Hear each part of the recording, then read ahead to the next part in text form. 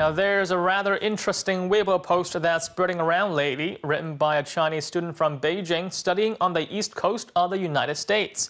Now, the post is about Hurricane Sandy and is titled, "A Look at American Accomplishments Through Sandy."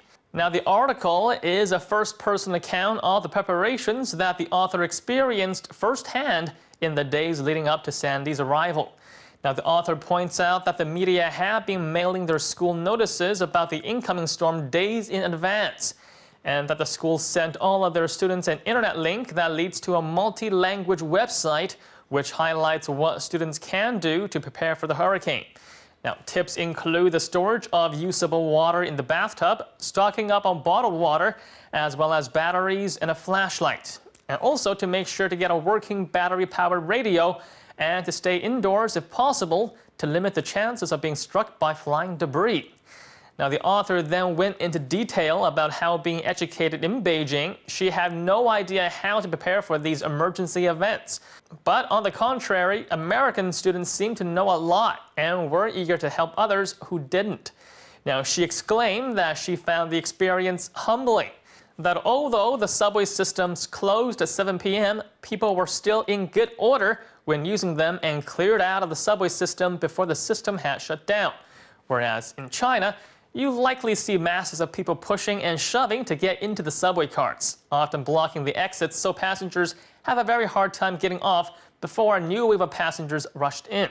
Now, she also pointed out how people waited patiently in line at the supermarket checkout counters, how people who lived in houses worked on strengthening their roofs, while those who lived in condos made sure the exit paths weren't blocked by garbage. Small things that perhaps doesn't seem too out of the ordinary for others, but for a student from China, it was a refreshing surprise. Now, she concludes by saying that under such an atmosphere, it was hard not to feel compelled to join in, and praised the quality of the American people, the American government, and noted that besides technology and capitalism, there is still a lot that China can learn from the U.S. Now, the majority of replies to the post were positive, with many pointing out that what America is able to do is impressive. So first off, we are going to take a look at some of these positive comments. That is truly amazing. This is America's worst storm yet. It seems everybody held it together. The American people learned from their previous mistake with Hurricane Katrina and did their homework. Even though the storm did a lot of damage, it seems to be under control. You can really measure the quality of people during a crisis, and from the looks of it, Americans are pretty good people. Now, comments like these are definitely the majority. However, the post also brought out anti-American sentiments in some Weibo users. The comparison that many Weibo users used was the flooding in Beijing caused by heavy rain, and unfortunately also took over 70 lives according to official numbers. And to some of these fiercely patriotic commenters, comparing Hurricane Sandy to Beijing's heavy rain was unfair. And here's what they had to say. Oh, you people make me sick, acting like America's fart don't stink. Come on, you call yourselves Chinese? They're just as flooded as Beijing was. Oh no, in the great country of America, people still die? See? You people wish you could be Americans instead of Chinese, always praising America and looking down on your own people. Now, there's always some sour apples in the bunch. Now, Sandy has provided Chinese Weibo users an opportunity to look at the U.S. in a more down-to-earth manner. While before, Weibo topics regarding the U.S. were primarily about deadly shootings and the presence of U.S. Navy vessels in the Pacific. Now, however, there are posts about the superior craftsmanship of American sliding glass doors. That's right. It's just a simple picture of how a sliding glass door was able to keep out floodwaters. But this picture had over 8,000 forwards and 100 pages of comments. Now, what did people have to say about this picture? Let's take a look. Whoa, look at the waters outside. Now that is impressive. That is the difference in American craftsmanship. The installation was top-notch too. People, that door was probably made in China, but even so, the things we export are better than what we have for our own people. Yes. Now, there is the possibility that the glass door was made in China, but still, it was very impressive to Chinese Weibo users. both the quality of the door and the careful installation. Now, with so many Weibo users awestruck by the photo, it really says something about Chinese construction. But of course, even with the kind of preparation that impresses Chinese internet users, there were still casualties. More than 60 at the time of taping our program, with 8.2 million people in 17 states left without power.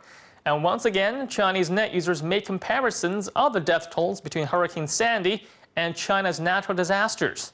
Now, many Weibo users expressed how impressive it was to keep the numbers of fatalities at 2 digits, despite Sandy being the worst storm to hit the state since the U.S. started keeping records of storms. And here's what they had to say. Such a large storm and yet so few fatalities. I can't imagine what the numbers would be like for China. So far, America has had fewer fatalities than Beijing did when we had heavy rain. That is a symbol of a strong country, its ability to keep its own people safe. Again, these comments are in the vast majority, at least 9 out of 10. But there are the ones out there who are bitter and would like to see America make a fool out of themselves. And here's what some of them had to say. Well, considering China has way more people than the U.S., it's normal for us to have higher casualties. Everything is better in the U.S. for you guys. Traitors to the Han people is what you people are. Hey, people still died, didn't they? If America was really great, they shouldn't have any casualties. Now, these guys definitely turned to the dark side. Now, besides Sandy, Romney is also stirring things up with his announcement of re-engaging in the presidential race. Now, Romney took a little time off from battling Obama when the storm hit, and media coverage centered around the plight of average American citizens. But with the election only days away, Romney knows he can't shy away from the spotlight for too long. Now, the Weibo article points out that Romney's campaign would begin launching adverts in Pennsylvania. However, as some Weibo users pointed out, commanding relief efforts for a country that's devastated by a natural disaster is much more of an effective PR tool than TV ads. Let's take a look at what Weiboers have to say about Romney's last push before election. I have nothing against Romney, but I just think he's bad. At a time like this is a terrible time to be grabbing votes. People are more concerned with not dying in the storm. He's going to have a hard time getting attention away from Obama, who is still the president.